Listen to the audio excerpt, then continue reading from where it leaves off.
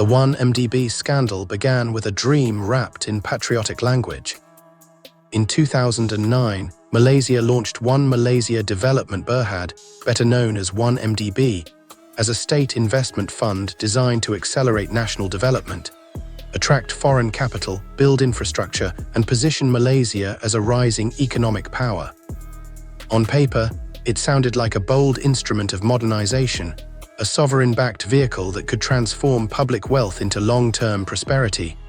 The name itself echoed the political slogan, One Malaysia, suggesting unity, shared progress, and a future in which Malaysia's diverse population would benefit from global investment.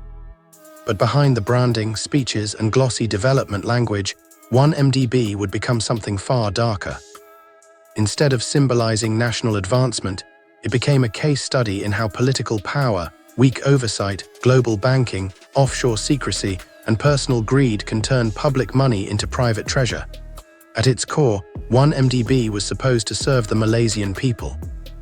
It was not meant to be a personal bank account, a luxury shopping fund, or a hidden engine for political survival. Yet investigators later alleged that billions of dollars were siphoned from the fund through a complex web of shell companies, offshore accounts, bond deals, fake joint ventures, and suspicious transfers. What made the scandal so shocking was not only the amount of money involved, but the theatrical extravagance of how some of it was allegedly spent. Money intended for national development was traced to mansions, artwork, jewelry, luxury hotels, a superyacht, high-end parties, political networks, and even Hollywood film production. The story reads almost like fiction. A young, flamboyant financier, a powerful prime minister, Wall Street bankers, Middle Eastern intermediaries, celebrity circles, and a paper trail stretching from Kuala Lumpur to Abu Dhabi, Singapore, Switzerland, Luxembourg, New York, and Los Angeles. The scandal eventually became one of the largest kleptocracy cases ever investigated by US authorities. It damaged Malaysia's global reputation, helped bring down a government, led to convictions and settlements across multiple countries, and became a symbol of elite impunity. But it also revealed something larger than one country's corruption crisis. The 1MDB case showed how modern corruption does not always look like bags of cash passed in dark rooms. Sometimes it looks like bond prospectuses, private banks, offshore vehicles, consulting agreements, legal memos, and respectable institutions that fail to ask hard questions because the fees are too attractive. In that sense, 1MDB was not just Malaysia's scandal. It was a global financial scandal with Malaysia as the victim. No figure in the 1MDB saga is more mysterious, colorful, or central than Low Teek JHO, widely known as JHO Low. He was not a prime minister, cabinet minister, or official head of the fund. He held no obvious public office that should have given him power over billions in state-backed financing.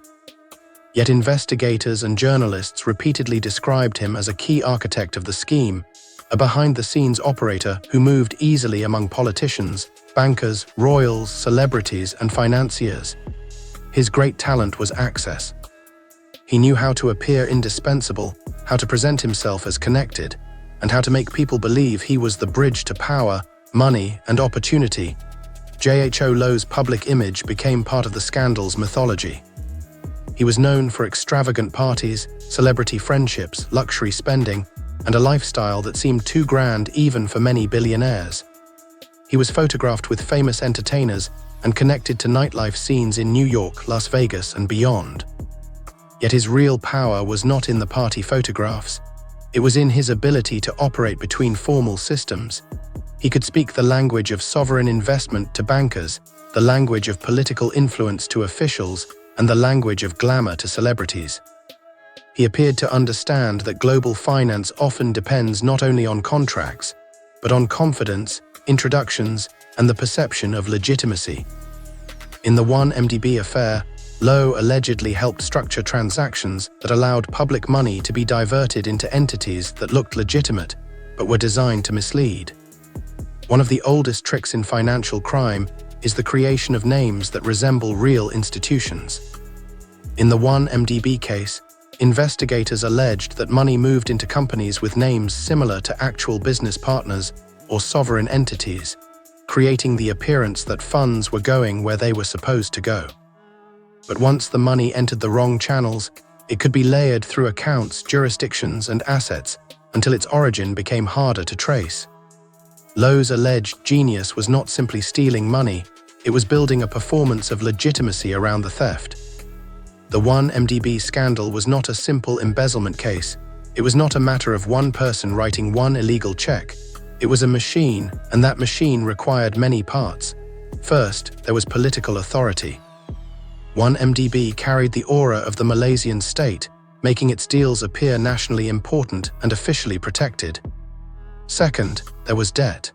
Much of the money raised for 1MDB came through large bond offerings, meaning the fund borrowed heavily in the name of development. Third, there were global financial institutions willing to arrange and underwrite massive transactions. Fourth, there were offshore companies and bank accounts that could receive, disguise, and move funds. Fifth, there were luxury assets that could absorb stolen money. Real estate, art, jewelry, yachts, hotels, and entertainment ventures. The scheme allegedly worked through a combination of overcomplicated deals and under-asked questions. When ordinary people borrow money, lenders ask for pay stubs, credit histories, collateral, and explanations. In the 1MDB case, billions could move through elite networks with a level of confidence that now seems astonishing.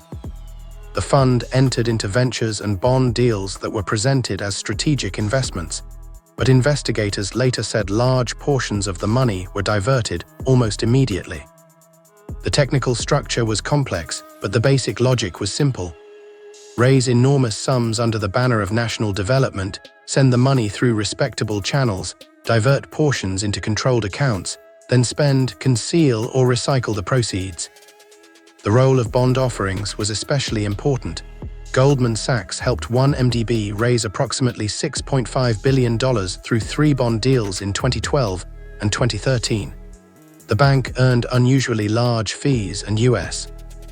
authorities later said senior Goldman bankers participated in a bribery scheme involving Malaysian and Abu Dhabi officials. Goldman Sachs eventually entered into major settlements with authorities, and its Malaysian subsidiary pleaded guilty to conspiracy to violate U.S. anti-bribery laws. The 1MDB case became a brutal reminder that financial crime does not happen only at the margins of the global system. Sometimes it passes directly through prestigious institutions with famous names, polished offices, and compliance departments that are supposed to detect red flags before disaster strikes. One reason the 1MDB scandal captured global attention was the sheer extravagance of the alleged spending. Financial crime can seem abstract when described through wire transfers and shell companies. But the 1MDB scandal became vivid because the stolen wealth allegedly turned into objects people could imagine: mansions, penthouses, paintings, diamonds, private jets, and a superyacht. The scandal was not only about missing money, it was about public money transformed into spectacle. Among the most famous assets linked to the scandal was the superyacht Equanimity, reportedly worth around $250 million. There were also luxury properties in New York, Beverly Hills, and London, expensive artwork and jewelry. Funds were also connected to Red Granite Pictures, the production company behind The Wolf of Wall Street, a film about greed, fraud, excess, and moral collapse. The detail gave the scandal an almost unbelievable irony. Money allegedly stolen from a Malaysian development fund helped finance a Hollywood movie about financial corruption and obscene wealth. It was as if the scandal had accidentally written its own satire. Luxury spending served 2 purposes. It rewarded the participants, but it also helped launder the money. High-value assets can act as storage containers for illicit wealth.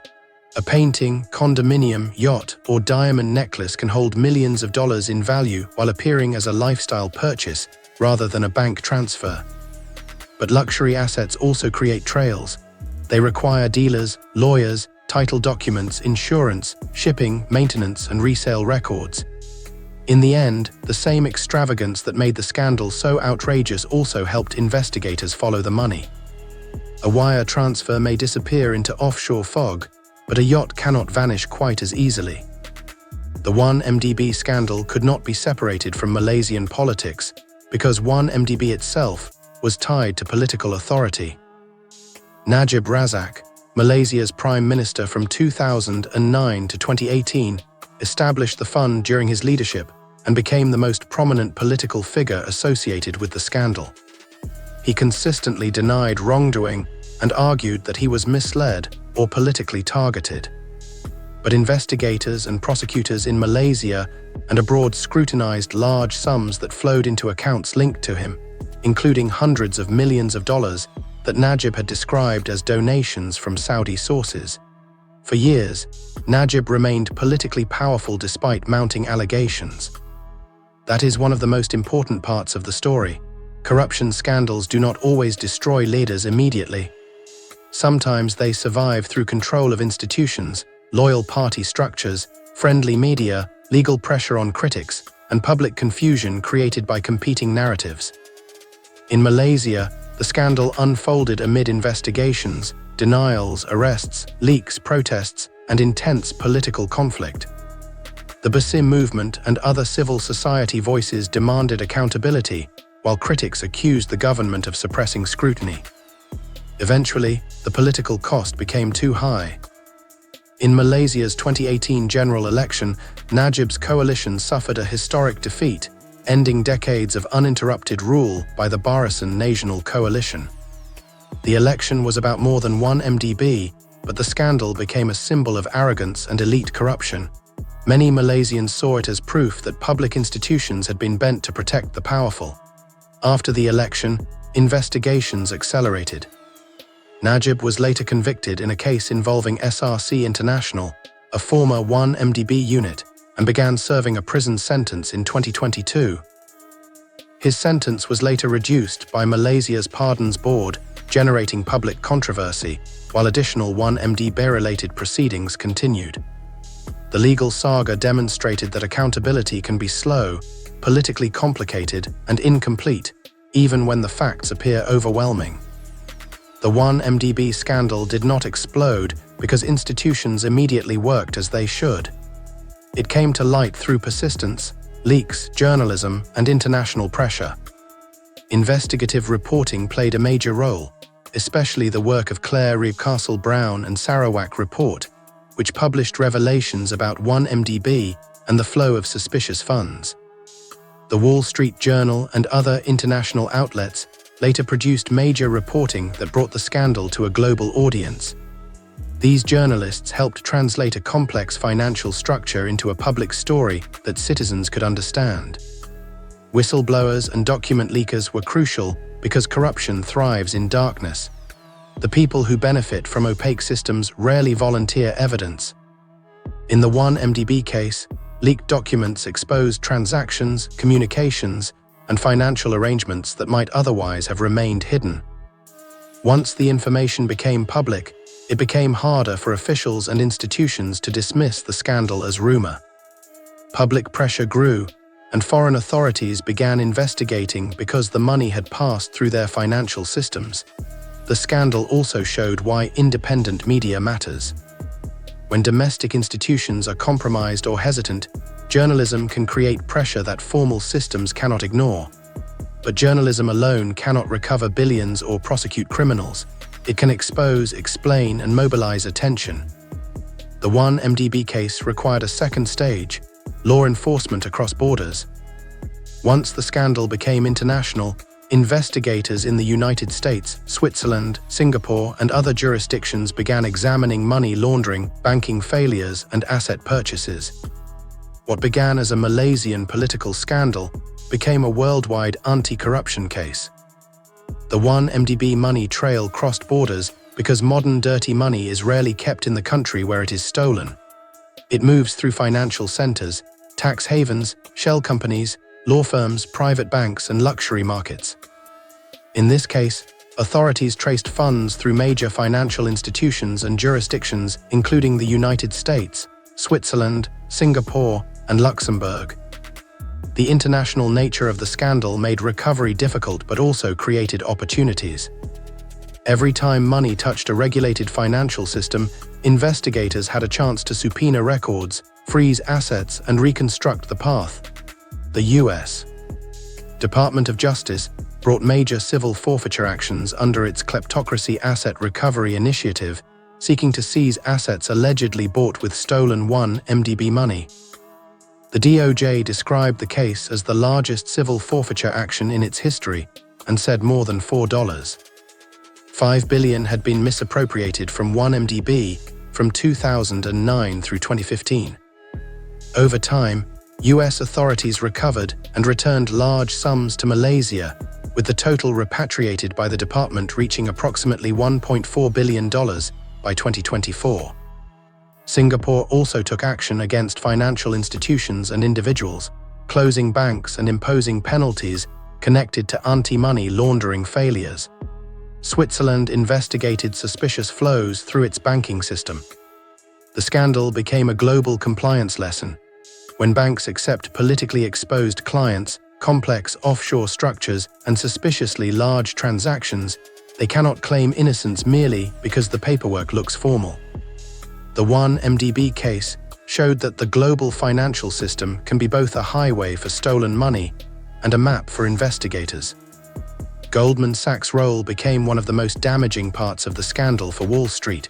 The bank helped arrange 3 1 MDB bond offerings that raised approximately $6.5 billion.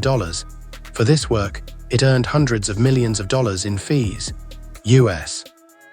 authorities later said the deals were connected to a bribery scheme, and Goldman Sachs eventually agreed to pay more than $2.9 billion as part of a coordinated resolution with authorities in the United States and other countries. Its Malaysian subsidiary pleaded guilty to conspiracy to violate anti-bribery provisions of the Foreign Corrupt Practices Act. The Goldman chapter matters because it moves the scandal beyond the image of a rogue financier and corrupt politicians. It raises a harder question: where were the gatekeepers? Big banks are supposed to have risk committees, compliance procedures, due diligence reviews, anti-bribery policies, and highly paid professionals trained to detect suspicious activity. Yet the 1 MDB deals were approved despite red flags. Authorities said bribes were paid to officials to obtain business, and former Goldman bankers faced criminal consequences. This does not mean every person at Goldman knew about the scheme. Large institutions are complex, and misconduct can be concentrated among certain individuals. But the scandal exposed institutional weaknesses. When a deal is extremely profitable, skepticism can become inconvenient. When powerful clients are involved, questions can become softer. When fees are enormous, warning signs can look like manageable risks rather than alarms. The lesson is uncomfortable. Corruption often needs respectable helpers, and the helpers may not look like criminals. They may look like bankers, lawyers, consultants, agents, and executives who convince themselves that someone else has checked the details. The fallout from 1 MDB was enormous. Malaysia faced damaged credibility, public anger, political upheaval, debt burdens, and years of litigation. Najib Razak's government fell in 2018, and he later became the first former Malaysian Prime Minister to be imprisoned. Jho Low became a fugitive, repeatedly denying wrongdoing while remaining outside the reach of Malaysian justice. Former bankers and associates faced prosecutions, guilty pleas, convictions, or settlements. Financial institutions paid penalties, assets were seized, money was slowly returned. Yet the reckoning was uneven. Some people went to prison, some paid fines, some remained beyond reach. Some proceedings dragged on for years, some charges were dropped or narrowed. And Malaysia's political system continued to wrestle with the meaning of accountability when the accused are powerful and the public is divided. The partial reduction of Najib's sentence in 2024 angered critics who believed the punishment should match the scale of the betrayal. Later developments in major 1 MDB trials kept the scandal alive long after many Malaysians may have wished it were over. The recovery of money was also partial, returning $1.4 billion is significant, but it does not erase the damage caused by the original theft, the debt, the lost development opportunities, or the public distrust. Corruption steals twice, first when money is taken and again when citizens lose faith that government exists to serve them. The full cost of 1 MDB cannot be measured only in dollars. It must also be measured in delayed projects, weakened institutions, political cynicism, and the global embarrassment of watching a national development fund become a punchline for greed. The 1MDB scandal matters because it reveals how 21st century corruption works. It is global, professionalized, and disguised.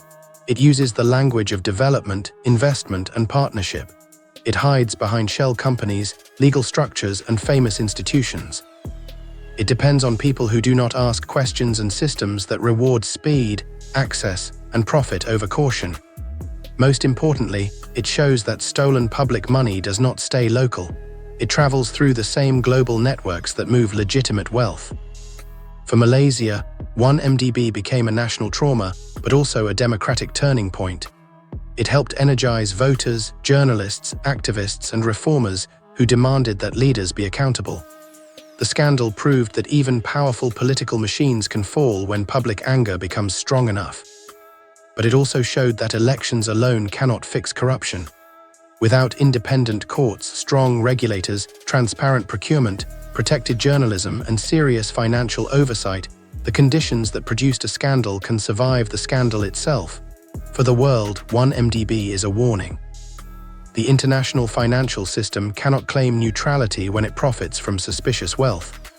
Banks, law firms, luxury dealers, real estate markets, and entertainment companies all have responsibilities. Dirty money does not launder itself. It needs doors to open, forms to be approved, accounts to be created, assets to be purchased, and professionals to look away. The 1MDB scandal became famous because of its scale and glamour, but the machinery behind it was not unique. That is what makes it frightening. The story of 1MDB is the story of a fund created to build a nation and allegedly hijacked to enrich a network. It is a story of ambition corrupted by access, politics protected by denial, and finance seduced by fees.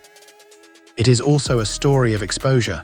Journalists who kept digging, investigators who followed the money, citizens who protested, voters who punished arrogance, and courts that slowly forced parts of the truth into public view.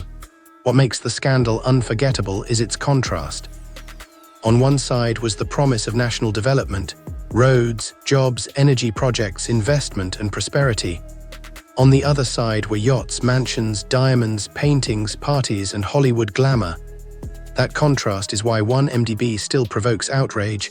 The money was not abstract. It belonged, morally and politically, to the Malaysian people. In the end, 1MDB shook Malaysia because it exposed a betrayal at the highest levels.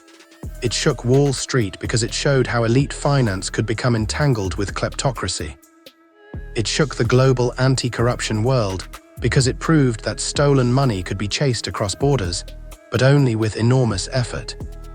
And it continues to matter because the conditions that made it possible still exist wherever public wealth meets private greed in systems without enough transparency. The 1MDB scandal was not merely a Malaysian failure, it was a mirror held up to the world. In that mirror were politicians, bankers, consultants, celebrities, regulators, journalists, voters, and citizens. Some enabled the theft, some ignored it, some exposed it, some paid for it. The question left behind is not only how such a heist happened, but whether the world has learned enough to stop the next one before another public dream becomes someone else's private fortune. Think this story was shocking? The deeper you dig, the darker it gets. Watch our investigative series exposing the rise and collapse of powerful political empires. Hit subscribe to Corrupt Roots and tell us in the comments, what hidden trail of corruption should we uncover next?